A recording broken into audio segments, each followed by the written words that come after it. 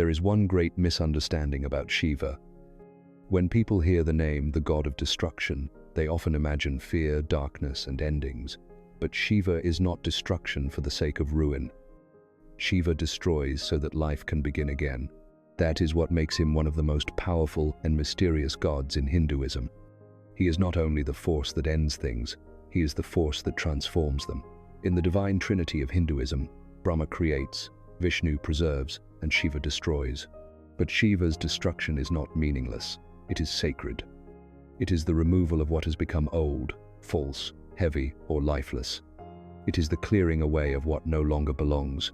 Because sometimes before something new can enter our lives, something old must first fall away. That is the deeper truth of Shiva. He is not the end. He is the passage between an ending and a new beginning. That is why Shiva is both fearsome and compassionate, because real change is never easy. Growth is not always gentle, and rebirth never comes without some kind of loss. If you look at Shiva's form, every symbol around him carries meaning. He lives on Mount Kailash, far above the noise of the world. That shows a state beyond worldly desire, beyond pride, beyond the endless chase for power and status. His body is covered in ash. Ash reminds us that everything material will one day return to dust. Wealth, beauty, status, even the things we cling to most tightly, none of them last forever. Shiva wears ash like a message. Do not become too attached to what is temporary. Around his neck is a serpent. For many, the serpent is a symbol of fear. But with Shiva, fear is not rejected, it is mastered. The serpent becomes a sign of inner power, of energy under control, of strength that comes from facing darkness instead of running from it. And then there is the sacred river Ganga flowing from his hair. This image shows that Shiva does not only hold destructive power, he also holds and redirects divine force. He receives what is wild and overwhelming, then transforms it into grace. But perhaps the most powerful symbol of all is Shiva's third eye. This eye does not see the surface. It sees through illusion, it sees beyond ego, it sees beyond attachment. And when it opens, what burns away is not just something outside us, it is ignorance. It is false identity.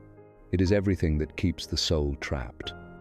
That is why Shiva is not only a destroyer of worlds, he is a destroyer of illusions. He breaks the ego so the soul can breathe. He removes the false so the real can rise. And nowhere is this truth more powerful than in the form of Nataraja Shiva, the cosmic dancer. In this form, Shiva dances inside a circle of fire. One hand holds the drum of creation, another holds the fire of destruction. One hand offers blessing, one foot stands over ignorance. This is not just a dance. It is the rhythm of existence itself, creation, preservation, destruction, transformation, again and again. Shiva's dance reminds us that life is always moving, nothing stays the same forever. Everything is born, everything grows, everything fades, and everything makes way for something new, but human beings struggle with this truth. We want to keep everything we love. We want youth to stay, success to stay, relationships to stay, our familiar identity to stay. But Shiva teaches that suffering often begins when we try to hold on to what life is already asking us to release. And that is why Shiva feels so deeply human. Because everyone has lived through some kind of destruction. The end of a relationship, the collapse of a dream, the breaking of an old belief, the loss of a version of ourselves we thought would last forever. And in those moments it feels like everything is ending. But through Shiva's eyes, maybe it is not the end. Maybe it is the beginning of rebirth. What makes Shiva so powerful is that destruction is never his final message. Rebirth is. If Shiva only destroyed, he would be a symbol of fear. But because every ending in him carries the possibility of renewal, he becomes a symbol of hope, a deep and difficult hope. The hope that after pain, something wiser can emerge. The hope that after loss, a truer self can appear. The hope that after collapse, life can begin again in a new form. That is why Shiva speaks so deeply to the human heart. Because life itself keeps breaking apart what no longer fits. Sometimes it breaks a false identity. Sometimes it breaks pride. Sometimes it breaks attachment. Sometimes it breaks the version of us that has become too small for our soul. And yes, that breaking hurts. But not every breaking is a tragedy. Some breakings are necessary. Some endings are sacred. Some losses are not punishments. They are invitations to grow. Shiva does not comfort the ego. He transforms the self. He does not pray life. He does not promise a life without pain. He reveals the meaning hidden inside pain. That is why he is both fierce and healing.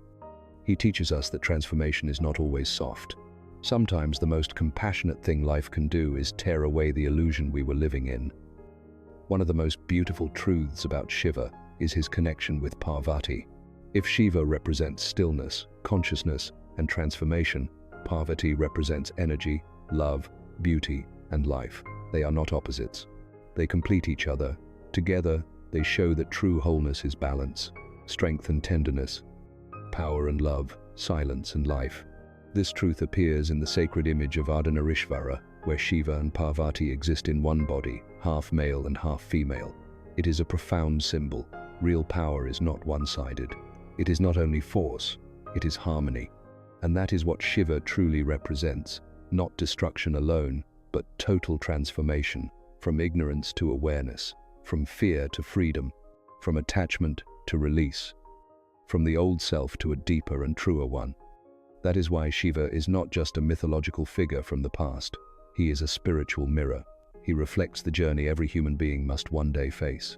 Because there comes a time in life when what must be destroyed is not the outer world, it is the fear within us, the ego that wants control, the illusion that everything can stay the same, the beliefs that no longer allow us to grow.